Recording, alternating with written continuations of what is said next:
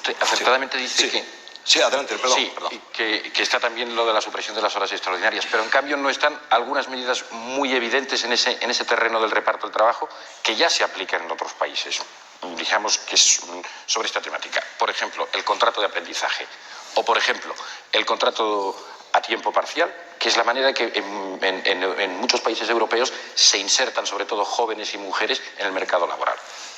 Precisamente un estudio de estos últimos días ha demostrado que eso es un arma de doble filo. Y en España tenemos los datos. Se están despidiendo más trabajadores fijos y aumentando el número de los trabajadores temporales. ¿Por qué? Por algo que está en la estructura económica. Y es que se prefiere tener a un trabajador temporal, el cual le caduca su empleo al cabo de X meses, y naturalmente puede rotar la plantilla. Tenemos una mano de obra que presiona a la baja en el tema de los salarios, le hace competitividad. Nosotros, al contrario, planteamos lo siguiente: los contratos de relevo, siempre y cuando el puesto de trabajo sea fijo, en la medida en que un señor tiene un puesto de trabajo, que es una función interesante, no nos explicamos por qué tiene un contrato temporal, puesto que la función es de tiempo, es segura. Igualmente con los contratos de relevo, parece que me quieren cortar bien. De aprendizaje, decía. Sí, ya lo sé, pero verá usted, el contrato de aprendizaje tenía que explicitarse de una manera muy clara, porque a veces son maneras de explotación encubierta, en la medida en que después no hay control, y yo he podido saber y ver nóminas que se firman con una cantidad y realmente se percibe otra.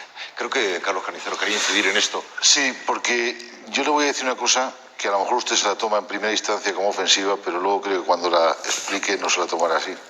A mí me parece, señora Anjita, que usted es un poco jugador de ventaja, y me voy a explicar para que lo entienda. Me da la impresión de que cuando un partido como el suyo, que no tiene la posibilidad real de gobernar, a no ser que diese un cambio sustancial las expectativas electorales del día 6, es decir, alcanzar una mayoría suficiente para gobernar, se puede permitir el lujo de ciertos equilibrios, tanto a nivel de gran estructura ideológica, es decir, qué papel tiene el Partido Comunista si luego ustedes no se atreven a hablar del tema del Sáhara, o si luego no se atreven ustedes a hacer una campaña en favor de Cuba, qué papel tiene el Partido Comunista en una fase experimental que no tiene nada que ver con el comunismo, y al mismo tiempo usted propone ideas que a mí me parece, como a Xavier Fidal, que me parecen muy interesantes, pero que parecen absolutamente utópicas para su realización ahora.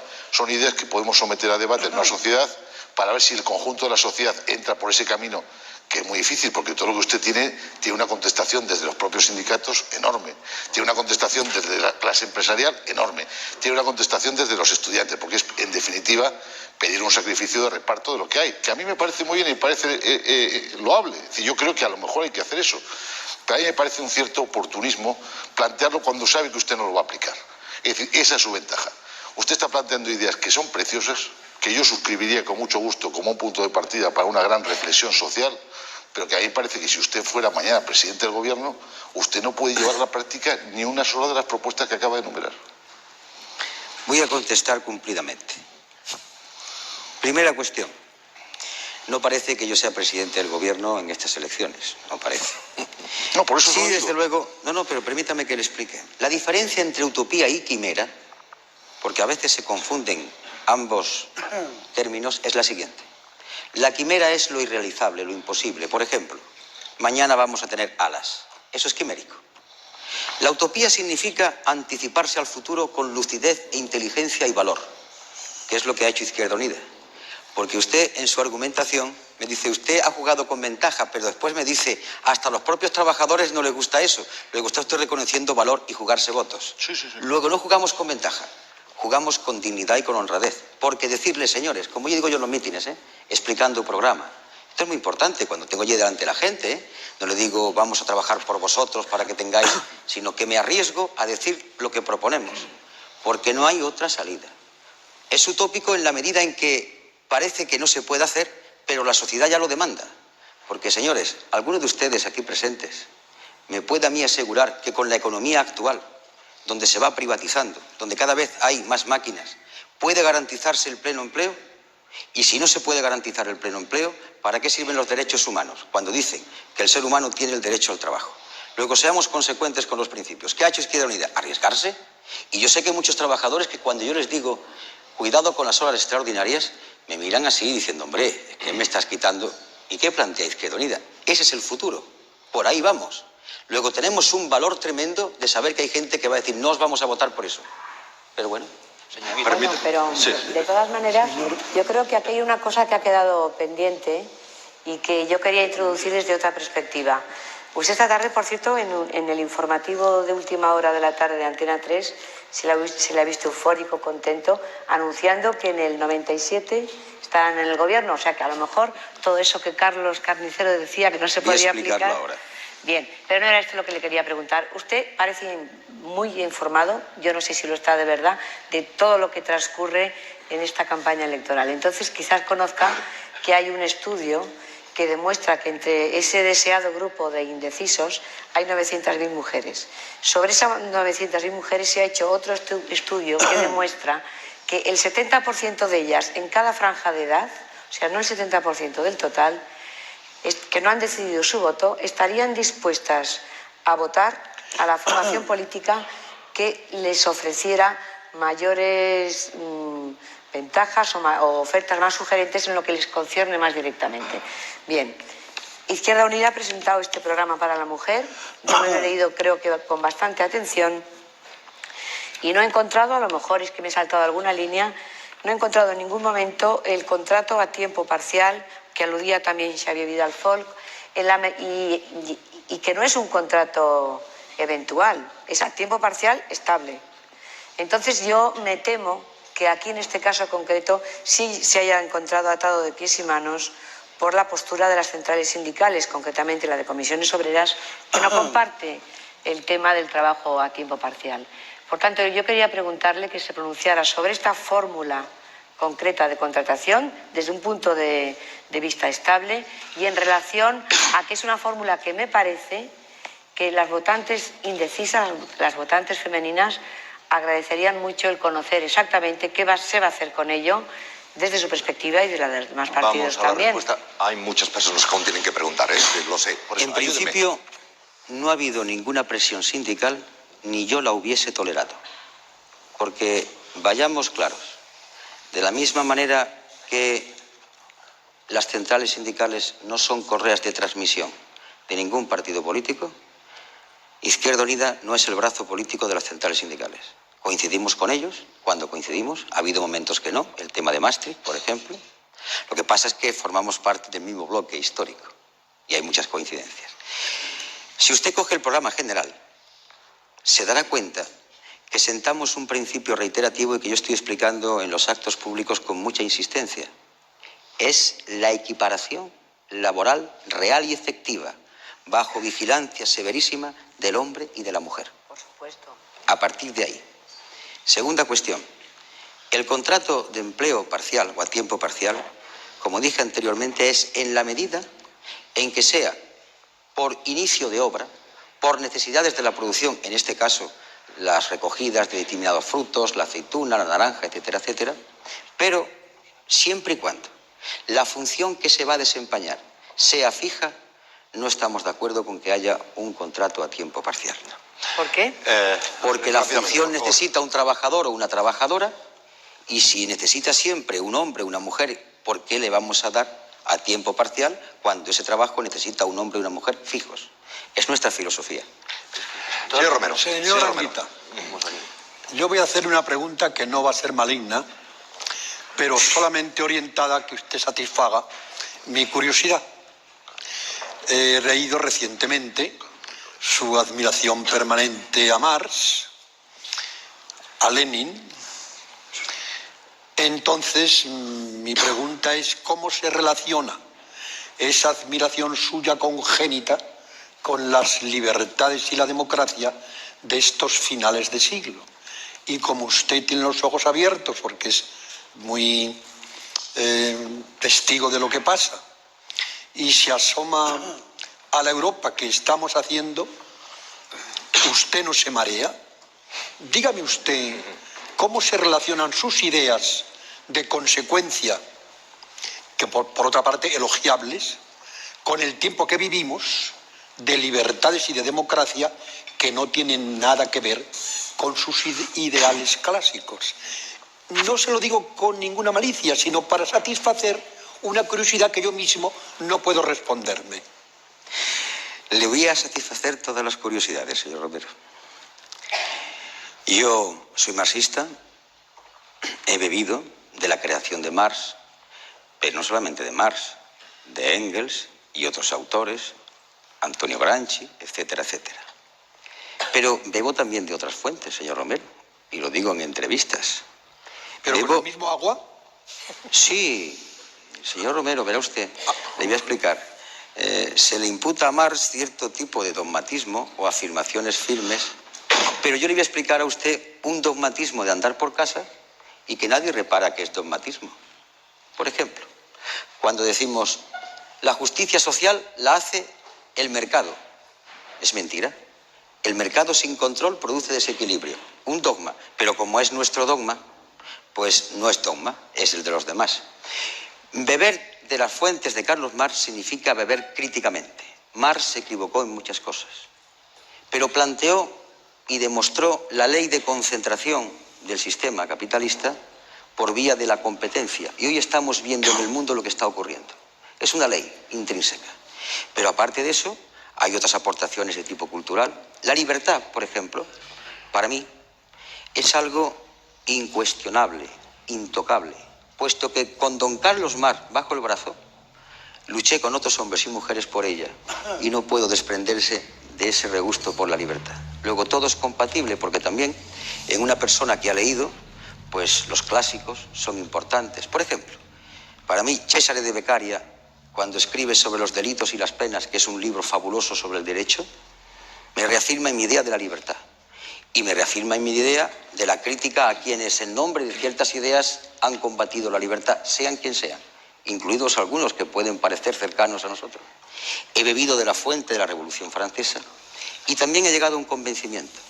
La libertad es muy hermosa, pero las condiciones para que la libertad se ejerza también son muy hermosas. Dicho de otra manera, un hombre libre para votar lo que quiera, para hacer lo que le dé la gana, si no tiene trabajo, si vive en una miserable chabola, las condiciones que permitirían el ejercicio de la libertad la hacen a veces inviable. ¿Pero no recuerda usted lo que le dijo Lenin a don Fernando de los Ríos? Le dijo, ¿libertad para qué? Sí, efectivamente, una frase no muy correcta, pero por una frase no se pierde un pensador, porque si yo empiezo a explicar ahora de algunos pensadores y sacar del contexto, o incluso con el texto entero ciertas frases, descalificaría ese pensamiento, pero no toda una obra.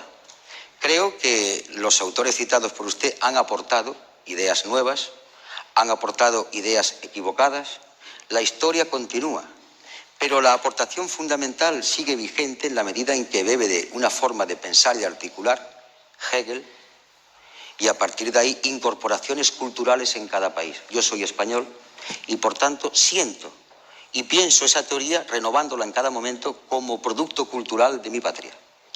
Esto es lo importante, porque soy español y también he leído a Santa Teresa, a Juan de la Cruz, a Fray Luis de León y a otros autores de pensamiento no tan revolucionario, pero que forman mi acervo.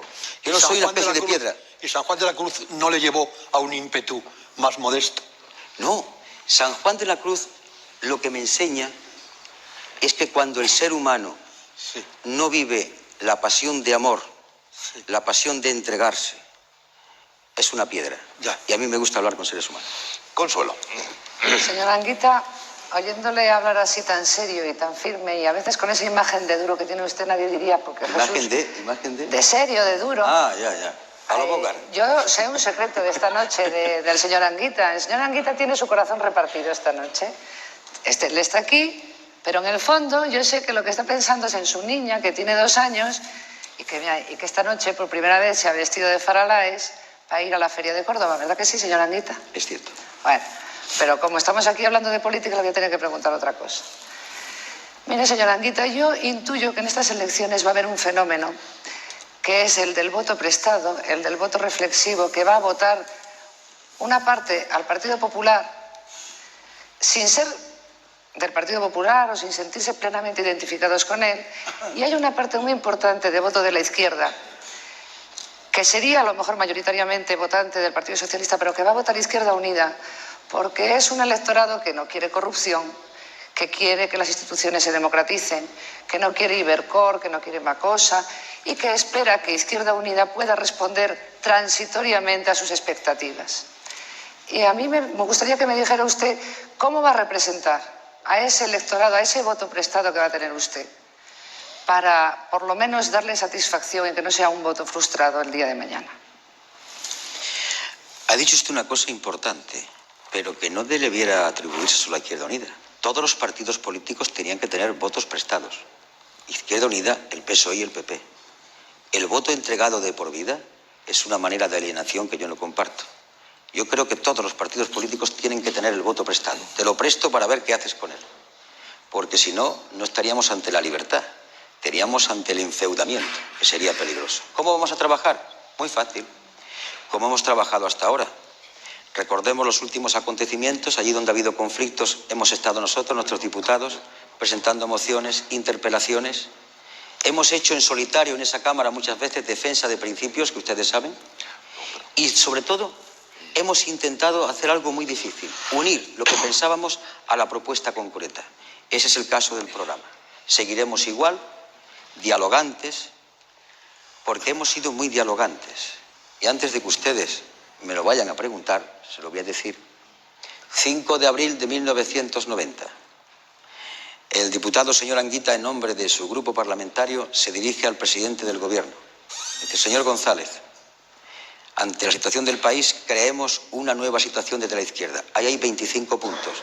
No se le dijo para imponérselos, vamos a analizarlos en diálogo.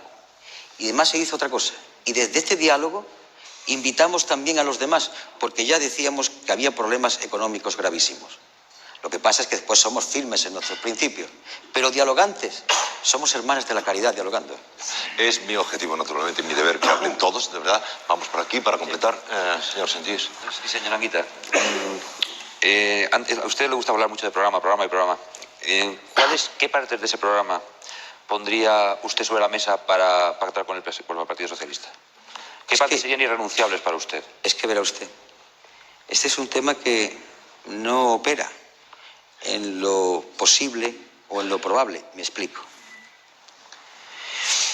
Aquí hay dos fuerzas políticas que se reparten la probabilidad de gobernar. Lo sabemos todos, el partido gobernante y el Partido Popular. Si se cumplen lo que dicen las estadísticas, pues está claro que una de las dos será mayoritaria y le recaerá sin duda la mayor obligación de gobernar. Y podrá optar por gobernar en solitario o por gobernar acompañado. Entonces cada una decidirá qué es lo que hace. Como esta fuerza política sabe que no va a gobernar, sino que está pidiendo el voto para que la izquierda tenga fuerza, por tanto no puede contestar a eso. Si yo, se lo voy a contestar indirectamente, si yo estuviese ahora mismo representando a Izquierda Unida en una situación parecida a PSOE y PP, le garantizo que en las primeras intervenciones ya estaba diciendo: necesitamos formar una alianza con tal programa, con tal programa. Pero como no es el caso, sean los demás, con sus problemas, los que en el momento preciso digan lo que quieren hacer. ¿Y por qué no le quiere nada al señor Felipe González?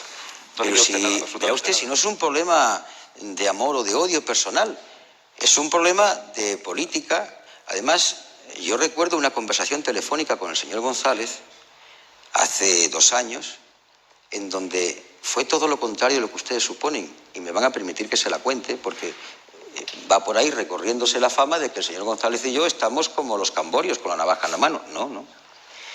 Era 24 horas antes de la operación Trueno o Tormenta del Desierto. El señor González me llama a mi casa. Un momento se pone el presidente del Gobierno. ¿Qué hay? Mira, me acaban de anunciar que va a comenzar esto. Al día siguiente teníamos un debate. Y yo a aquel hombre lo oigo tenso, porque su responsabilidad de gobierno en ese momento no era fácil, yo lo entiendo. Oigo, y mi expresión, que es la recordar, la siguiente: mira, mañana va a haber debate y voy a ser muy duro, tremendamente duro, tú lo sabes. Pero como te noto abatido en esa función que tienes de gobernar, tienes mi solidaridad como ser humano. Y yo oigo un muchas gracias sincero, que demuestra que en ese momento hubo una comunicación humana entre González y yo. Esto pocas veces lo he contado. Y al día siguiente yo fui durísimo. Es decir, que no tenemos un odio personal, lo que pasa es que los programas no pegan ni con pegamento. Eso es tu problema. Vamos a completar esta parte así. Cándido, Carlos Luis. Sí, gracias. Señora Anguita, a mí me gusta mucho que mezcle lo utópico y lo científico, ¿no? No solamente creo que San Juan de la Cruz y Mars son compatibles. Era un divertimento tan caro a don Emilio Romero. No, pero también tiene su sentido al margen del divertimento. Yo estoy convencido de la bondad de su programa, lo he leído, el programa general, el programa electoral, pero me gustaría situarlo en algún contexto. Me refiero a la más candente actualidad y es la privatización en Francia de 30 y tantas empresas muy importantes, petroquímicas, etcétera, entre ellas la Renault, lo cual no significa tanto, en mi parecer, un cambio de gestión como un cambio de sistema. Eso posiblemente arrastrará otros cambios, los gastos generales, por ejemplo, el sector público, en fin, sanidad, pensiones, etcétera, etcétera. ¿Realmente usted cree que el programa del Partido Socialista Obrero Español tiene algo que ver con eso? Yo hablo de la práctica, de las declaraciones y de la política del Partido Socialista Obrero Español. Yo he afirmado que están en la misma frontera o orilla del río, pero no son lo mismo. Y voy a entrar a contestarle. Lo que está pasando en Francia es dramático. Lo que está pasando en Gran Bretaña, donde se habla de los ferrocarriles. Pero lo que se está haciendo aquí, me acabo de enterar de que han salido ya a la venta acciones de Endesa, una empresa del Estado, productora de electricidad, que ha tenido beneficios de 47.000 millones de pesetas. El otro día privatizaron Aldeasa, que es la empresa que tiene estas tiendas de los aeropuertos exentas de impuestos, que tuvo beneficios de 3.847 millones de pesetas, me he acordado. La Corporación Argentaria, como digo en los mítines, esas señoritas vestidas de amarillo, tan alegres, es un banco del Estado, se está privatizando. Y en la cola aparecen Repsol, Transmediterránea, Tabacalera, Telefónica. Y aquí la curiosidad, se están privatizando poco, que ya ha empezado el proceso, precisamente las empresas que producen beneficios, no las que tienen pérdida. Y además es lógico, ¿qué capital privado va a comprar una empresa del Estado que tenga pérdidas? Luego, en el Partido Socialista se ha apuntado el proceso, pero el hombre responsable máximo es don Felipe González, pero el cerebro, don Carlos Solchaga, le voy a contar unas declaraciones de hace año y medio. Yo leo a don Carlos Solchaga y don Felipe González y además los leo y los reflexiono, porque hay que leer a los demás. Dijo, el Estado del futuro será un Estado que tenga 3 competencias en exclusiva. La política exterior, es decir, la diplomacia y el ejército. El orden público, o si quieren ustedes, la seguridad del Estado, fuerzas y cuerpos de seguridad del Estado y los tribunales. El resto irá en un creciente proceso de ir desapareciendo. Pero no es que don Carlos Solchaga, como digo tantas veces, sea un malvado, no. Es que él tiene una concepción que cree que a través de la competitividad, que el Estado vaya desapareciendo en este sentido, vamos a llegar a un nivel de empleo. No es cierto. Luego, el Partido Popular es mucho más exigente. El señor Aznar ha dicho que privatizaría la segunda cadena de televisión. Pero es que la política que estamos viendo en el PSOE es que ha iniciado ese camino, sin llegar quizás todavía, a la brutalidad de lo que están haciendo en Francia. Pero le diré algo más y termino. Yendo en avión de Barcelona a Mallorca, el periódico de Cataluña, don Felipe González en una entrevista que yo leo, hay que cambiar aspectos de la negociación colectiva. Y automáticamente me vino a la cabeza unas declaraciones de don José María Cuevas, cuando, desde la visión que él tiene, legítima, planteaba que había que acabar con los convenios colectivos. Luego, ¿qué ocurre? Que lo que en unos es apuesta decidida, rotunda, en otros los gobernantes, comienza a ser, ya es una derivación tremenda, una escoración que parece ser que no hay quien la pare. Pero hay unos límites de